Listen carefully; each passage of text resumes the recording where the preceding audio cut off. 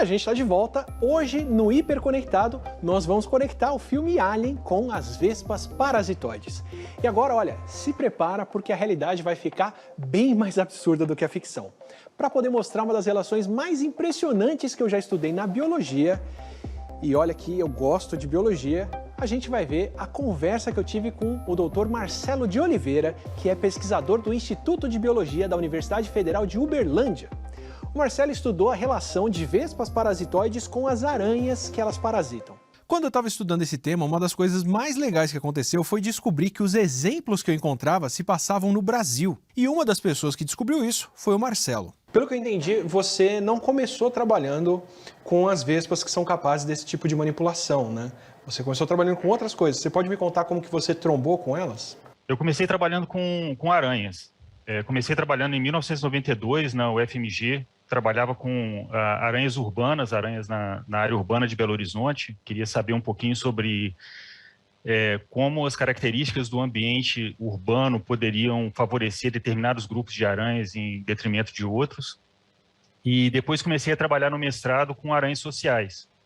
Aí o tema já mudou completamente, a ideia já era tentar entender como é que algumas poucas aranhas conseguem manter estruturas sociais complexas com até 200, 300 indivíduos vivendo juntos, partilhando presas e cuidando junto dos filhotes. E aí no doutorado eu comecei a trabalhar com um grupo de aranhas que era muito atacado por vespas. Então no doutorado eu comecei a ter contato com as vespas e disso aí foi um pulo para começar a investigar mais o comportamento das aranhas que sofriam uma mudança muito brusca no seu comportamento que era induzido pelas vespas. E você pode me contar sobre a interação que foi a sua primeira publicação? Então, isso começou em 2007, foi na Serra do Japi, em Jundiaí, aqui perto de São Paulo, e eu vi no campo uma vespa que pousou na teia da aranha. Assim, nitidamente não tinha sido capturada, ela tinha pousado na teia da aranha. E eu tive tempo, então, de buscar meu equipamento, câmera, tudo, montei a câmera e vi que a aranha estava dentro de um abrigo, essa aranha saiu para capturar uma mosca, na hora que ela saiu para fazer essa captura, a vespa atacou e inseriu o ovipositor dentro da boca da aranha, e logo depois disso a aranha ficou completamente paralisada. E a vespa ficou por 1 hora manipulando aquela aranha, ela descobriu que tinha um ovo já aderido no abdômen da aranha, matou esse ovo e colocou um ovo dela. E aí eu comecei a acompanhar aquilo ali. E muito tempo depois a gente descobriu que a teia construída por essa aranha, logo antes dela ser completamente consumida pela larva da vespa, era completamente diferente de uma teia normal. Uma vespa que paralisou uma aranha, depositou um ovo no seu estômago. Isso lembra um certo filme.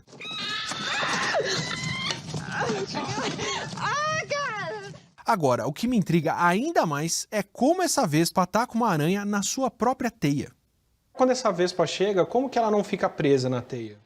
Essa em específico, ela pousa nos fios não adesivos da teia. Porque a teia dessas aranhas elas têm dois componentes. Tem uma parte que é estrutural, só para dar sustentação à teia, e tem uma parte que tem os fios adesivos. E ela sabe exatamente aonde pisar. Mas tem outras vespas no mesmo grupo que conseguem andar sobre os fios adesivos. E a gente não sabe se por alguma estrutura morfológica que ela tem para evitar a adesão, ou se ela consegue pisar entre as gotículas de material viscoso na teia. Ela teria um calçado de teflon aí, ou se ela está sabendo escolher onde pisa? É possível, isso não está descrito, a gente não tem o conhecimento de nenhuma estrutura diferente nessas vespas, mas o fato é que elas conseguem andar normalmente, mesmo pelos fios adesivos. Agora, os fios adesivos eles são formados por gotículas que têm um espaçamento entre elas.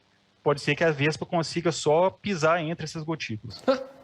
E aí ela chega na aranha e pousa em cima da aranha, como é que ela faz? Isso já é uma outra área de estudo, porque dentro desse grupo de vespas existem as mais variadas técnicas de ataque.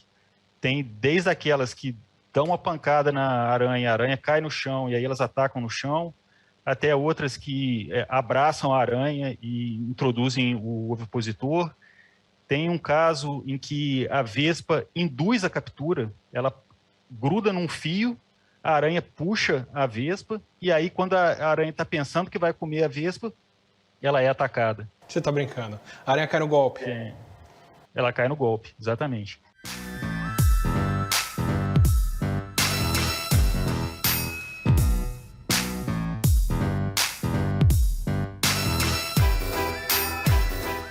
E aí ela precisa paralisar a aranha para conseguir colocar o ovo dela. Precisa, exatamente, porque é um risco muito grande para essa vespa também. A captura é arriscada.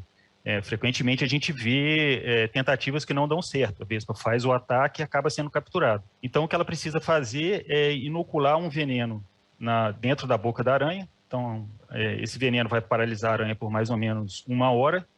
E nesse tempo ela consegue manipular, consegue medir a aranha para saber se é um hospedeiro do tamanho adequado para ela. Ainda tem que ter o tamanho certo ali. Exatamente. Tem que ter o tamanho certo por vários motivos. Primeiro, porque se for uma aranha muito pequena, pode ser que a larva da vespa não tenha comida suficiente. Se for uma aranha muito grande, pode ser que ela consiga remover a larva, ou pode ser que represente um risco muito grande para a vespa na hora do ataque, ou que o veneno não dure muito tempo, o tempo suficiente para oviposição, para ela colocar o ovo. Então ela precisa avaliar o tamanho, e uma vez que aquela aranha tem o tamanho certo, aí ela pode prosseguir, colocar o ovo e ir embora procurar outra.